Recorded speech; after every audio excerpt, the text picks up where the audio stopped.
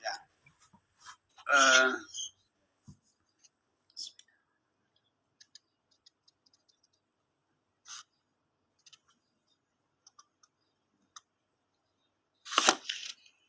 Pak Legini sudah sempat baca modul kemarin itu? Ya, sambil ngeresume, sambil apa ya, baca-baca modul, Pak. Ya, jadi saya kira apa yang mau ditanyakan ini hanya sekitar yang ada di modul berkaitan dengan materi yang telah disampaikan yang tertuang di dalam modul. Pertanyaan pertama itu berkaitan dengan teori belajar secara konsepnya itu. Kalau Pak Lagirin itu selama mungkin masih diingat kuliah, kalau S1-nya kemarin apa Pak Lagirin? PAI, Pak. Backgroundmu? PAI, Pak. PAI. S1-nya di mana yang lalu itu? Fakultas Tarbiyah ya? Iya, STAI Dinia, Putri Pekanbaru. Bukan perguruan tingginya apa? STAI Dinia. Oh, STAI Dinia. Iya, STAI Dinia. Pak Lagirin pernah ingat teori salah satu teori belajar yang katakanlah misalnya, oke saya menyebut 4. Ada teori belajar humanistik, ada teori belajar behavioristik, ada teori belajar konstruktivistik, dan apalagi teori belajarnya satu? Ada behavioristik, humanistik, kemudian konstruksi. Tadi humanistik, behavioristik, konstruktif, dan satu lagi apa itu? Teori belajar kognitif. Kognitif ya. Jadi ada kognitif, ada humanis, ya. Ada apa? Behavioristik. Mungkin ada teori belajar itu. Iya. Ada enggak yang bisa dipahami? Salah satunya sajalah. Iya. Iya. Behavioristik itu menurut ya yang pernah saya baca dan saya pelajari, yaitu pembelajaran itu harus nampak hasil dari proses pembelajaran, harus nampak hasil perubahan sikap dari anak, dari perubahan sikap dan kemampuan berpikirnya. Biasanya kan sikap itu berbarengan dengan kan begini, sikap itu kan berkenaan dengan kecenderungan kita. Yeah. Misalnya kalau dulu kita masih pacaran, kita mengungkapkan perasaan kepada seseorang, misalnya aku suka gitu kan. Yeah. Lalu itu kayak perilaku itu biasanya itu kan jadi ada keputusan sikap itu lalu kemudian diikuti dengan perilaku. Yeah. Jadi perilakunya itu misalnya kita sering datang atau komunikasi. Nah itu kan seperti itu. Jadi sikap dan dalam teori belajar itu sikap dan perilaku itu biasanya itu berbawaan. Yeah. Assalamualaikum Ibu Dokter Ima. Waalaikumsalam warahmatullahi wabarakatuh. Baru pulang Pak ini. Oh ya. Nah, jadi kita sudah mulai saja untuk ujian lisan ini. Ya. Nanti mungkin bergantian saya dengan Ibu Ima. Apakah kemudian saya satu orang atau Ibu Ima? Bapak dulu. Pak Dekan dulu. Ya. Atau mungkin saya bisa mengambil bagian yang depannya itu, kemudian ini kan nanti ada juga kalau Ibu Dokter sudah ini ya, sudah ada apa instrumen penilaian? Instrumen penilaian, saya mau buka dulu di WA, biasanya itu Pak Afon mau kirim, tapi saya belum buka WA karena saya kemarin ada kedukaan jadi lagi saya mau, iya, cuma saya mau ngambil waktu sedikit minta izin lagi di acara yang berduka. Oh iya. Dan ini Pak belum ada instrumen penilaian. Oh iya. Jadi di saya itu sudah ada instrumen penilaian. Ada 2 hal yang mau didalami kepada Bapak dan Ibu, termasuk yang tadi teori Iya, teori belajar. Teori belajar. Kemudian yang bagian yang lain itu adalah mengukur kemampuan membaca Al-Quran Iya, kepada iya, iya, guru-guru ini. Jadi kalau ini Ibu Ima mungkin di bagian situ tinggal iya, iya, disampaikan Pak. kalau rentangnya skornya 1 sampai 5 kira-kira kalau di antara Bapak dan Ibu kira-kira skornya pokoknya kalau 5 ini sangat baik, kalau 4 baik, kalau 3 agak baik, Iya, iya, iya. kalau 2 tidak baik. Aspek-aspek. Kemudian Iya. ya tinggal kemudian Sebelumnya, iya Pak, Ya. boleh saya Boleh. beritahu dulu boleh sama boleh. peserta ujian ini. Boleh. Untuk baca Al-Quran, saya tidak menentukan ayat yang mana yang Bapak akan baca. Hanya yang akan saya nilai adalah penguasaan makhrajul huruf, kemudian ilmu tajwid. Ya. Dan di dalam ilmu tajwid itu ada bermacam-macam ilmu tajwid kan? Iya. Tolong dikuasai itu. Nah, kalau ilmu tajwid itu tidak hanya idgham, ijhar, idgham bila guna, tidak hanya sampai di situ. Itu hanya secara umumnya. Mohon maaf, saya bukan memamerkan diri ya. Iya, Bu. Saya kerja. Oh iya. Iya, Bu. Jadi itu makanya saya juga dilatih jadi Korea seperti itu, harus mantap. Oh. Iya. Oke, jadi hanya itu saja yang saya sampaikan kepada Bapak Ibu peserta PPG. Ingat saja itu yang akan menjadi fokus pertanyaan saya. Terima kasih Pak Dekan. Ya. Ya. Terima kasih Bu Dokter. Nanti mungkin pada bagian berikut untuk Ya. ini nanti Bu Dokter yang nanti akan menilai Ya. kemampuan baca. Ya. Jadi kebetulan ternyata Ibu guru pamong kita ini adalah Korea, jadi Wah, sudah sangat luar biasa. Luar biasa. Luar biasa, Bu dosen.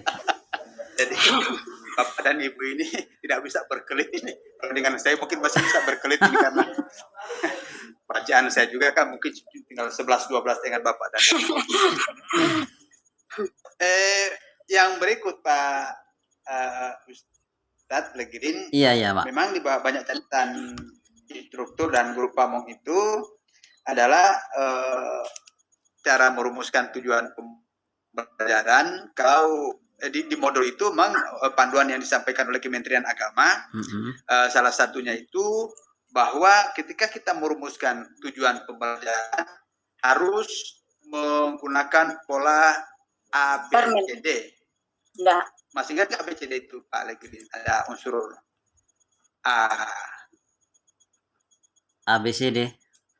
Ya, itu kan formula untuk membuat rumusan tujuan pembelajaran. Kalau kita mau merujuk ke modul atau mungkin ada aturan dalam membuat perangkat pembelajaran itu ketika tujuan pembelajaran itu ada unsur ABCD untuk memudahkan kita mengingat tentang sesuatu, jadi tinggal disingkat ABCD. Saya kira di catatan-catatan kemarin itu waktu kita fikon awal-awal sudah dibilang itu harus membuat unsur ABCD. Iya. Apa ya ABCD ya? Ada unsur audiensnya. Iya. Audiens itu siswanya. Audiens. B-nya itu apa itu? Bagian tadi salah satu teori belajar tadi itu. Behavioristik. Ada behavior, kemudian apa lagi? Ya. B-nya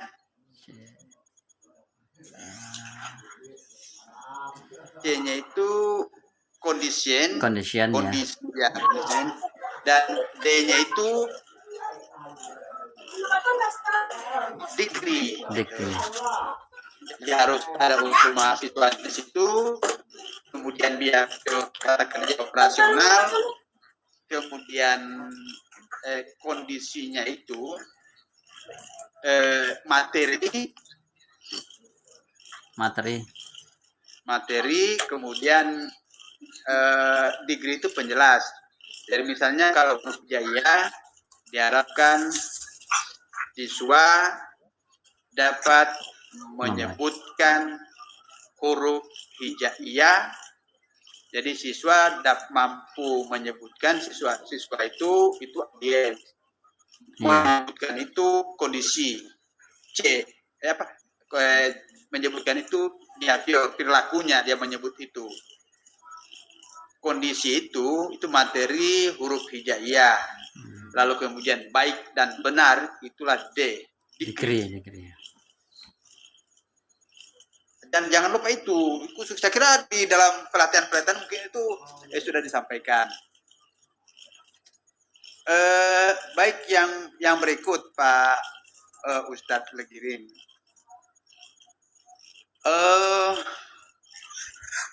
Kemarin itu kan sudah sering disampaikan oleh Ibu Doktor bahwa banyak di kita itu mengajar masih berperan atau bersifat sebagai Superman begitu, mendominasi semuanya, power di dalam kelas itu.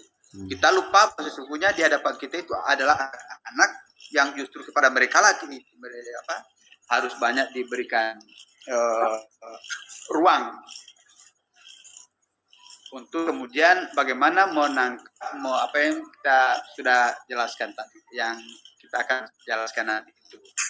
Nah, berkaitan dengan itu, maka Ibu Dokter itu sering menyampaikan bahwa kita itu harus menguasai model pembelajaran. Model pembelajaran. Ya. Iya. Jadi kemarin itu dokter bilang dari di antara kita ini cara mengajar mungkinlah karena ini masih situasi katakanlah gelap, maka kemudian terkesan itu dominasinya luar biasa. Kita lupa bahwa di depan kita itu ada anak-anak yang seharusnya mereka itu diberikan perlakuan lebih, sehingga seharusnya hak anak-anak itu kemudian kita ambil alih. Makanya jangan itu, kadang-kadang saya juga ikut pelatihan dosen, pelatihan guru. Nah, kalau ketika kita mendominasi itu, maka kita itu sebagai maling. Maling apa? Maling pengetahuan anak-anak itu. Harusnya anak-anak itu diberikan ilmu yang seluasnya, tapi mereka itu seakan-akan teori seperti botol saja yang diisi air tanpa kemudian mereka diberikan itu. Sehingga perlulah itu ada semacam model. Kalau mungkin model ajaran yang sering dipakai Pak Lin apa di sana itu untuk CTL Pak, conceptual teacher learning Pak. CTL contextual. Iya. CTL. Iya, CTL. CTL maksudnya contextual teaching learning. Iya. Artinya pembelajaran konsep Pak. Ya, apa? Ya. Kontekstualitasnya apa itu? Kata lain kontekstual dalam bentuk yang. Ya, contohnya materinya kan udah baku Pak, seperti beriman kepada koda dan kodar dia. Ya, mengadapsi dari Al-Quran, kisah, ya hanya menjelaskan definisi-definisi, hanya tinggal mengembangkan dari konsep yang sudah ada gitu aja. Jadi begini, kalau kontekstual teaching learning artinya belajar mengajar secara kontekstual. Jadi tidak semuanya materi itu digunakan dengan pendekatan CTL. Yeah. Karena CTL itu artinya anak-anak itu dibawa atau diajarkan pada sesuatu yang nyata. Katakanlah misalnya kita tentang ciptaan Allah, menjelaskan tentang makhluk ciptaan Allah. Nah, ketika kita menjelaskan katakanlah hewan-hewan itu kambing maka mungkin di sekitar itu ada kambing, maka pola dikasih mereka itu langsung melihat dunia yang nyata itu namanya kontekstual. Lawan dari tekstual. Tekstual itu apa yang tertulis di buku. Ketika dibawa ke dunia nyata itu dalam bentuk tekstual. Apa kontekstual? Yang berikutnya saya kira berkaitan dengan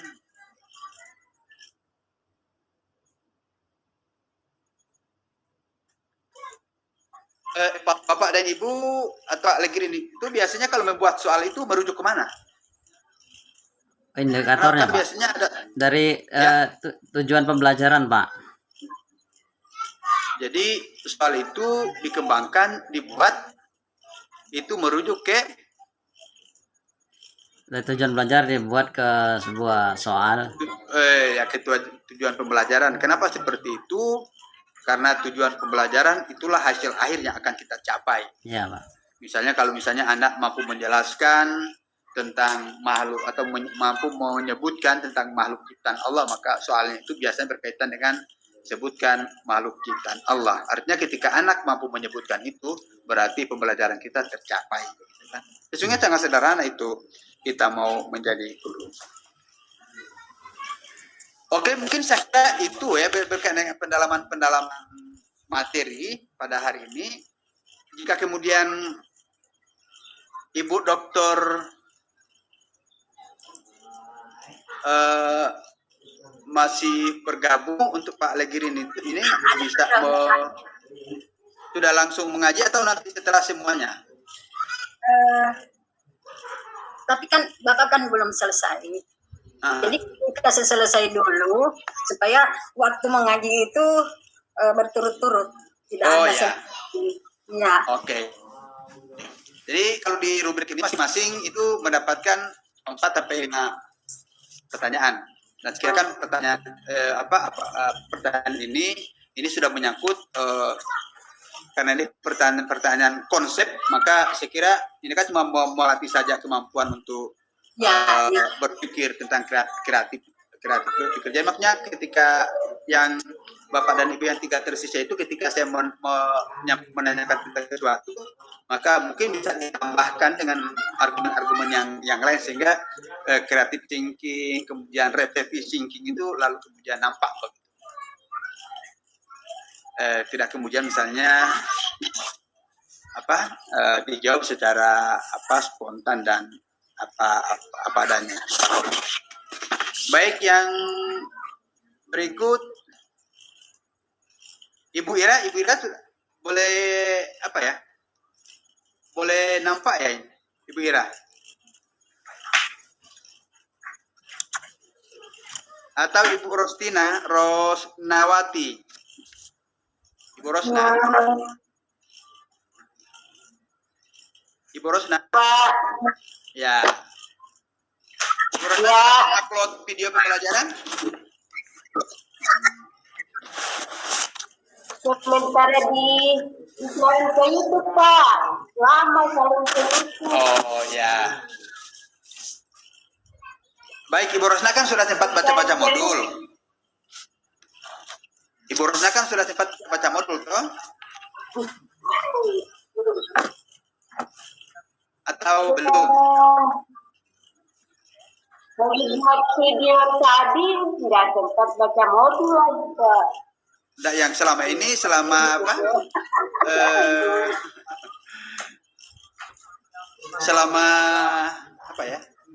selama diklat ini tidak pernah lihat-lihat modul atau bukan lihat lah, baca-baca lah Pak.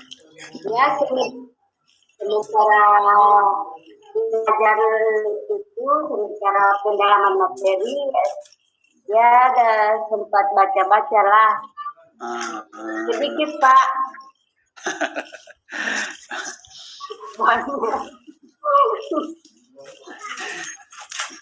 Baik, ini pertanyaan awal sesungguhnya. Jadi saya kira untuk mengukur saja apa yang sehari-hari kita buat di RPP. Ibu Rosna. Iya, Pak. Iya, Pak. Biasanya,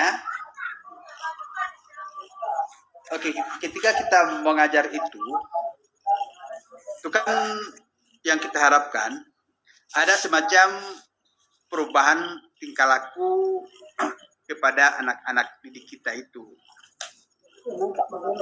Perubahan tingkah laku itu, saya kira secara istilah yang umum itu meliputi 3 aspek. Yang biasanya itu juga yang biasanya kita rumuskan dalam KD, kemudian indikator kompetensi itu sampai dengan tujuan pembelajaran. Jadi tiga hal yang mau dirubah itu biasanya yang kepada anak didik itu menyangkut aspek kognitifnya, aspek afektifnya, dan aspek psikomotoriknya.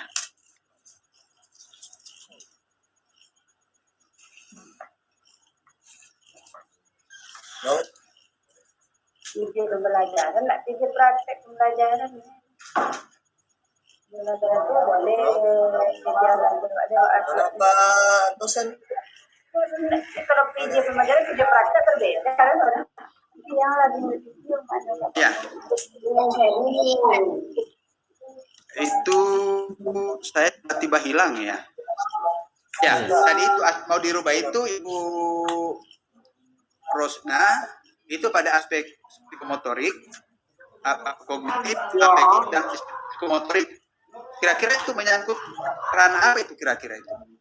Kalau kognitifnya merubah apanya, afektifnya merubah apanya, dan psikomotoriknya merubah apa ya anak-anak? Kalau kognitif itu masalah pengetahuan, tentang pengetahuan kognitif, macam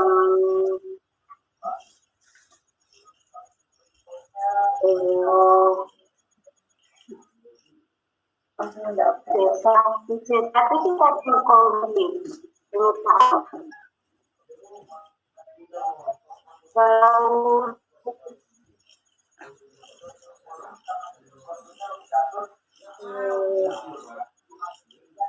Afektifnya, motor keterampilan Pak.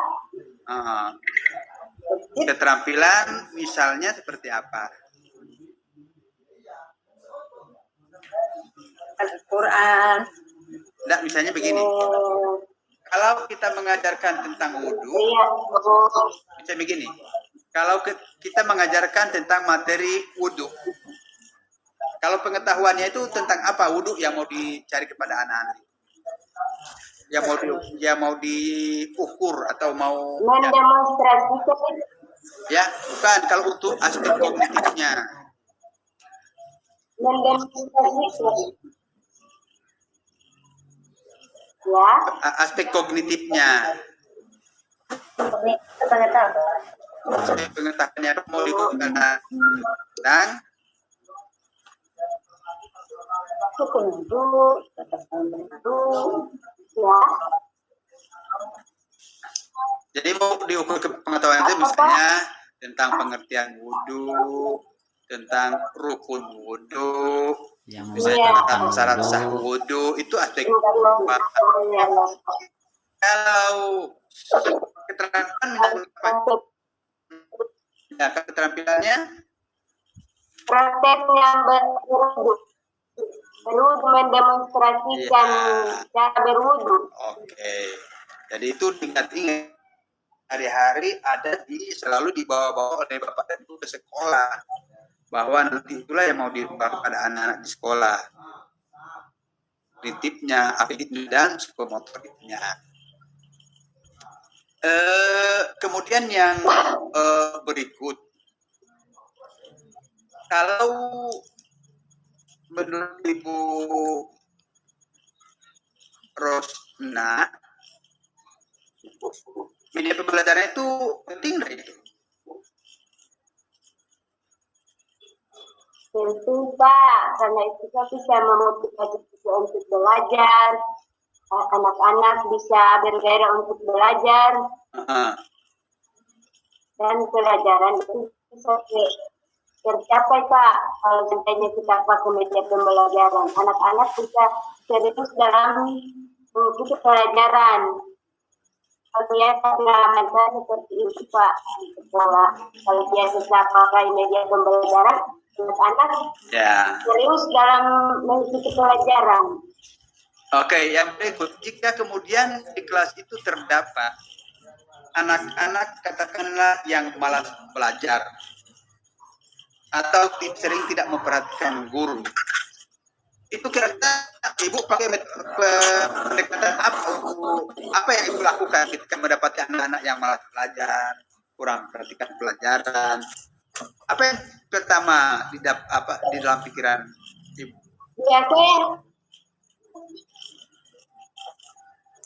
Biasa saya kalau saya lihat anak-anak sudah mulai malas belajar atau bosan, itu saya melakukan giat permainan. Saya ajak anak-anak untuk ke depan kelas, kemudian saya mulai membuat permainan. Disitulah kembali anak-anak bergairah belajar lagi. Oke. Kemudian Ibu Ira. Ibu Ira tersambung? Saya Pak, hadir Pak. Pak hadir. Ibu Ira sehat-sehat? Alhamdulillah, luar biasa, Allahu Akbar. Sehat Iya, Pak. luar biasa. Ibu Ira sudah berapa tahun menjadi guru? Dari 2004 sampai sekarang 2021, 17 tahun Pak. 17 tahun. Bagus. Yang pertama, setiap guru mengajar itu biasanya kan sama juga dengan di perguruan tinggi, menggunakan RPS, rencana pembelajaran semester. Guru juga itu menggunakan perangkat pembelajaran. Menurut Ibu Ira, apa arti pentingnya suatu RPP itu bagi guru? Kalau menurut saya Pak dosen, RPP itu wajib ada Pak dosen sebagai acuan dalam kita memberikan pembelajaran kepada anak-anak. Kalau tanpa ada RPP, nanti pembelajarannya bisa melebar, nggak jelas kemana-mana gitu menurut saya Pak dosen. Ya, ini perlu ditanyakan karena kemarin itu catatan dari Ibu Dokter. Setelah melihat RPP, ternyata kadang-kadang kita mengajar itu lupa bahwa ternyata di RPP kita cantumkan seperti ini, lalu yang kita sampaikan itu agak berbeda dengan RPP, begitu kan? Nah, jadi tidak connect, istilahnya tidak setia dengan RPP yang kita buat. Perlu catatan Ibu Dokter. Yang berikut,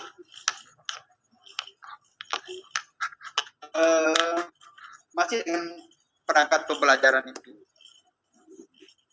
Tadi sudah ditanyakan juga kepada Pak Legirin, atau mungkin Ibu Ira punya konsep yang lain tentang tujuan pembelajaran itu harus ada unsur ABCD.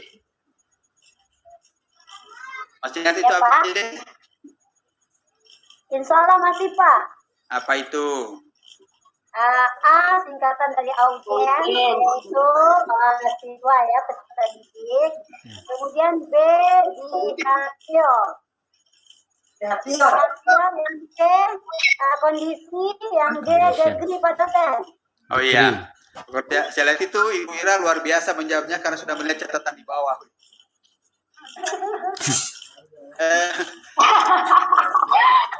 Jadi sekali-sekali Ibu Ira itu melihat ke bawah. Jadi kan kita guru itu kadang-kadang sudah ngerti, oh ini anak seperti ini, gitu kan.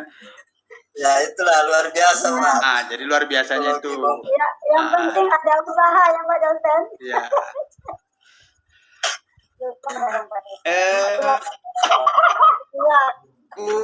Ibu Ira, itu Ibu Ira sudah punya ini enggak? Itu sudah daftar KKO? Sudah sempat ngeprint? Ada Pak. Jadi ada Pak, kata kerja operasional ya Pak ya. Daftar kata kerja operasional. Yang itu nanti sebagai acuan bagi kita guru untuk dalam menyusun RPP. Jadi di tujuan pembelajaran biasanya kita harus dituntut menggunakan kata kerja operasional.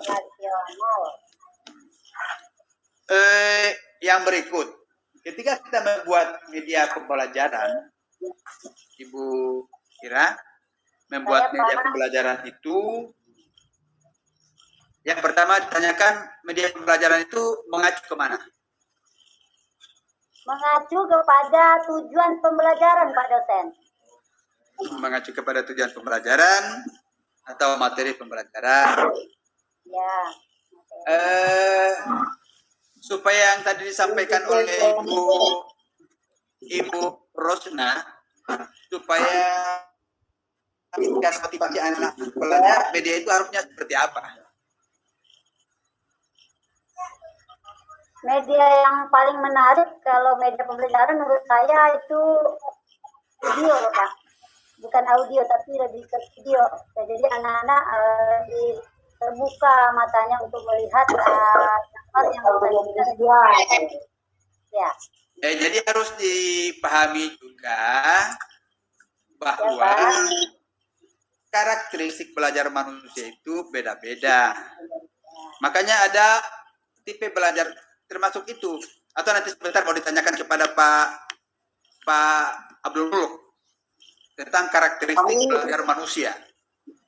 Dia senang ini, dia kalau begini dia ngerti. Kalau dia begini dia ngerti. Tapi kalau begini dia tidak ngerti begitu. Dan itu ditanyakan kepada Muluk sebentar. Kemudian yang terakhir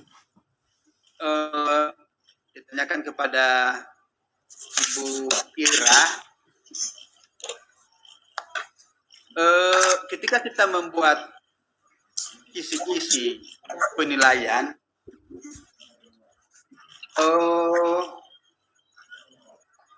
yang tadi kayaknya sudah saya tanyakan sebelumnya, pertanyaan itu merujuk kemana? Tentu merujuk ke tujuan, Pak. Tujuan pembelajaran karena ujung-ujung kita ingin mencari hasilnya dari tujuan tersebut, ya, Pak. Ya, kalau misalnya ketika Ibu menetapkan di sana masih ada KKM, kira-kira kita Masih, Pak. Masih. Ada, Pak. Ada, Pak. Ada. Kalau misalnya ada anak-anak yang tidak mencapai KKM, Ya. tidak mencapai KKM, Ya, Pak. apa yang Ibu lakukan selama ini di sekolahnya? Kalau saya remedial, Pak. Remedial. Ya. Remedial itu artinya pembelajaran yang diulang-ulang kembali, Pak. kalau ketika di remedial juga tidak mencapai KKM. Ya, Pak. Kalau misalnya 3 kali di remedial tidak mencapai KKM, Ya, Pak, kembali lagi, Rin. Saya pun bingung itu, Pak. Ada anak yang kayak gitu, Pak. Saya bingung menghadapi. Pengayaan, Bu, pengayaan. Pengayaan, Bu. wah, kita tidak boleh menjadi guru yang bingung. Nanti juga sebentar ditemukan oleh Ibu. Tidak mencapai KKM, nanti Ibu kemudian tiba-tiba sudah aku pulang ke jalan. Astagfirullah. Bingung terus.